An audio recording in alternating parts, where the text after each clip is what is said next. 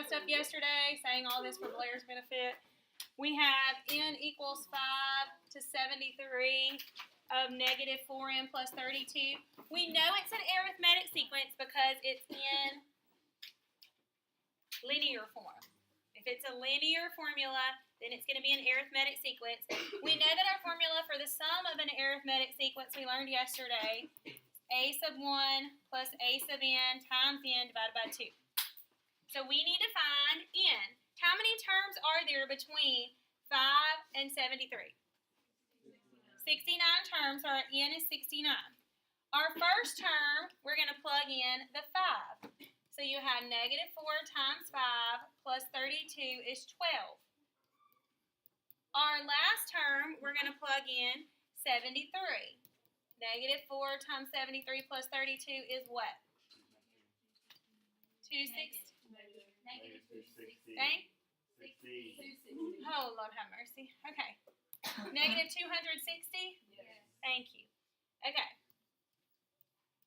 And we divide by 2.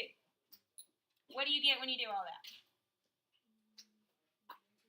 Negative 8,556. Is that what you all got? No. Hey, what parts? Hold on, let me pause it. I don't want you to have to admit. All right, so this is our formula for the sum of a finite geometric series, and we're just going to do a couple of examples where we find the sum of a finite geometric series. So, find the sum. And we've got 3 plus 6 plus 12 plus 24 plus ... plus 3,072.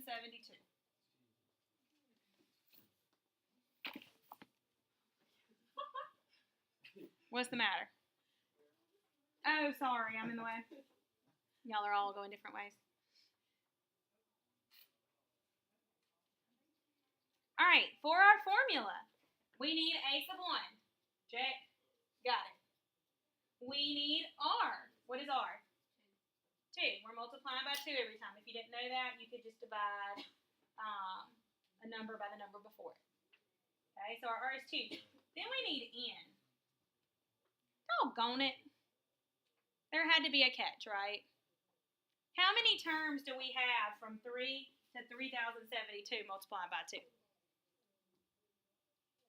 How can we figure that out?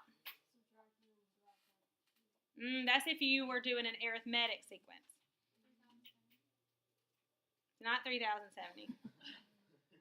Okay, so what we have to do to figure out n, guys, we've got to use our explicit formula, which says a sub n, so 3,072, a sub n is the last term,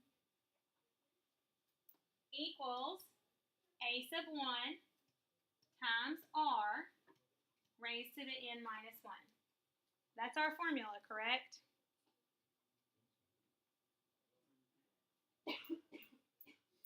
Okay, so we divide by 3, and that gives us 1,024, if I'm correct.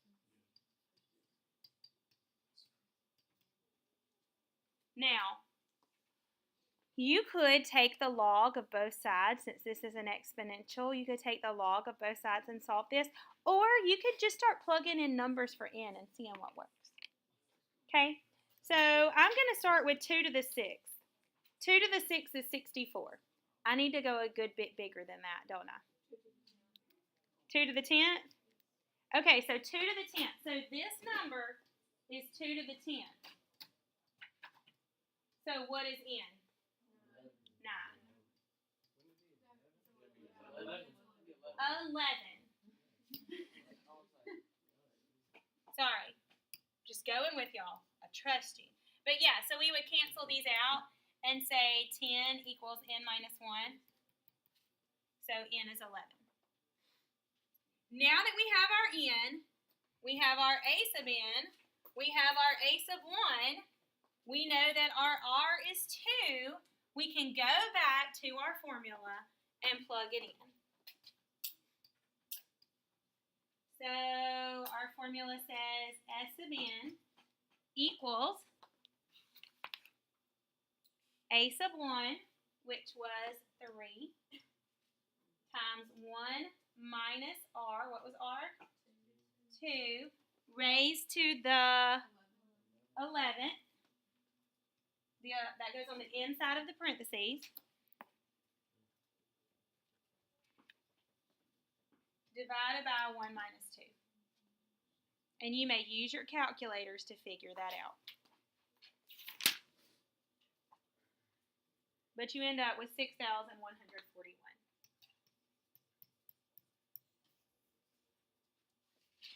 And we think, does that make sense if I'm adding up these numbers to get 6,141? What if you had gotten a negative number? Would that make sense? That would not make sense if you had gotten a negative number. Questions? Isn't it 6,143? Maybe. The next problem that we're going to look at is in summation notation. You are going to need to be able to write something in summation notation for me. So you need to understand what it means.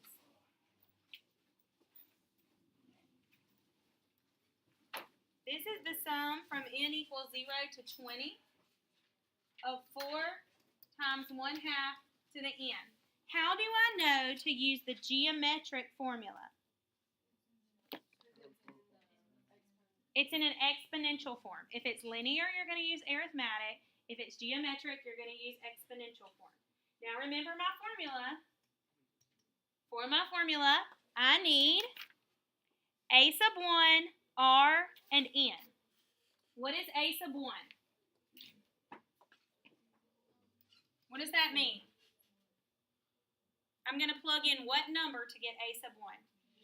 I'm going to plug in 0, the first number that I'm given, to get A sub 1. I'm going to plug in the first number that I'm given.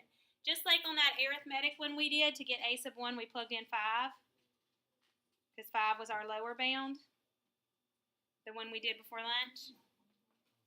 Okay, so here we're going to plug in n equals 0. So we get 4 times 1/2 to the 0, which is 4. So our A sub 1 is 4. What is our R?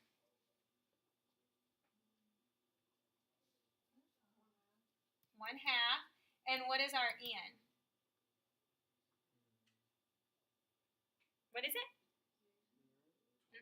21. Okay, because we go from 0 to 20, that's 21 numbers. 1 through 20 would be 20. And then you got the 0. So that's 20 numbers. And so I want you to use your formula to figure it out. Use your formula to figure it out. Okay, so Blair, here's the answer. Now we're going to our last word problem. Hello, need your attention. We're back up here. This is a story that you may have seen in one of your English classes. It's seen in a lot of lit classes. The story is told different ways. But basically, we can read it on page 596, the version of it that's here. It's called A Soldier's Reasonable Request.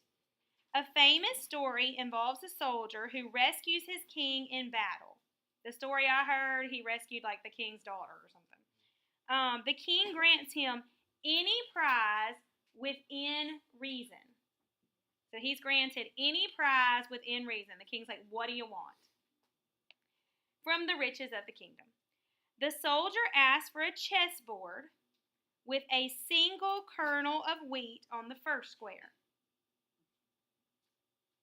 2 kernels on the second square, 4 kernels on the third square. How many do you think he wants on the next square? 8, and then 16. I love y'all. And so on and so forth until we have 64 chess squares filled up with wheat. Is that a reasonable request? So the king's got to make this decision. Am I going to give that to the soldier? So let's see. So he starts out with 1 on the first square,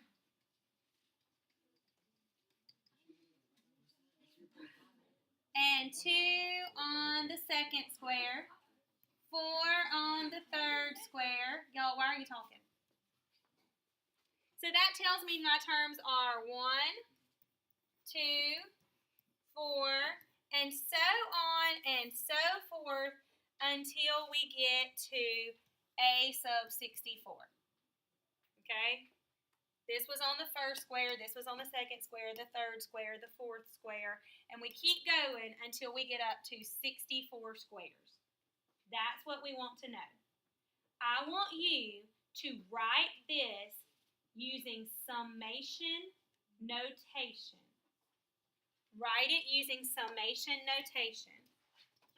Remember I told you you were going to have to write one using summation notation? That's the signal.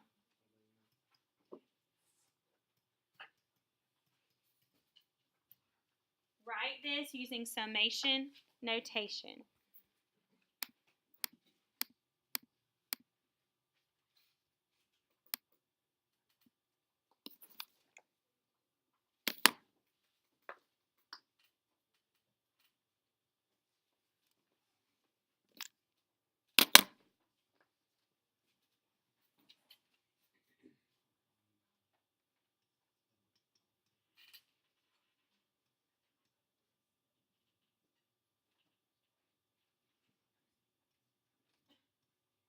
Check yourself.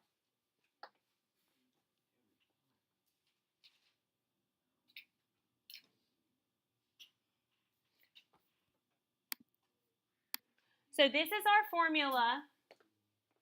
We start with our first term, we're plugging in 1, and we go up to 64 terms. 64 little squares on the chessboard. Our formula was 1 times r raised to the n minus 1. A sub 1 was 1, r n minus 1. But this one's tacky, because I don't have it there. And now find the sum.